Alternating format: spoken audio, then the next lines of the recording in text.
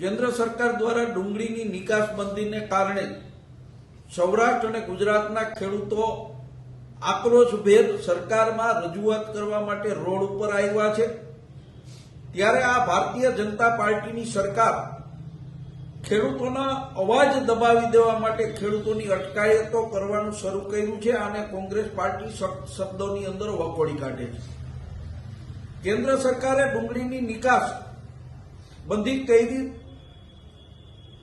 અને નિકાસ બંધી કરતા જે 700 કે 800 રૂપિયાની 20 કિલો ડુંગળી ખેડૂતોની વેચાઈ રહી હતી એ તરત જ નિર્ણય પછી 150 કે 200 રૂપિયા જેવો એનો મામૂલી ભાવ થઈ ગયો છે। જે ઉત્પાદન ખર્ચ એની પડતર પણ નથી, પડતરથી પણ નીચા છે। એને કારણે ખેડૂતોમાં આક્રોશ છે। ખેડૂતોને પાયમાલની તરફ ધકેલવાનું સરકારનું આ ષડયંત્ર હોય એવું સ્પષ્ટપણે લાગી રહ્યું છે।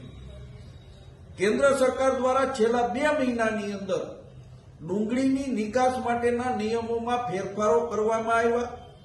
અત્યારે ડુંગળીની નિકાસ ઉપર 40% ડ્યુટી, જે અધધ ડ્યુટી કહેવાય, આવડી ડ્યુટી બીજી કોઈ પ્રોડક્ટમાં નથી। ત્યારે ખેડૂતોને જો ભાવ ન મળે એટલા માટે સરકારે 40% ડ્યુટી નાખી છે।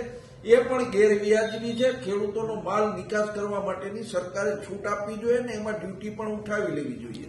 લલિતભાઈ, ગોંડલના ખેડૂતો રસ્તા ઉપર આવ્યા છે, સૌરાષ્ટ્રભરના ખેડૂતો રસ્તા ઉપર આવ્યા છે ડુંગળી બાબતે, શું કહેશો?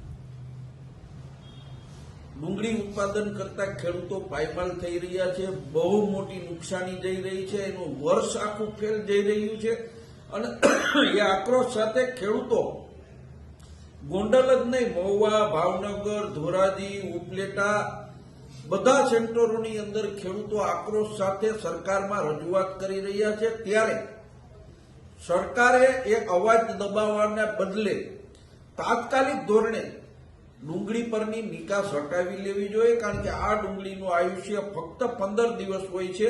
15 દિવસમાં ડુંગળી બગડી જતી હોય છે। એટલે સરકારે નિર્ણય કરીને તાત્કાલિક ધોરણે આ નિકાસ બંધી દૂર કરવી જોઈએ।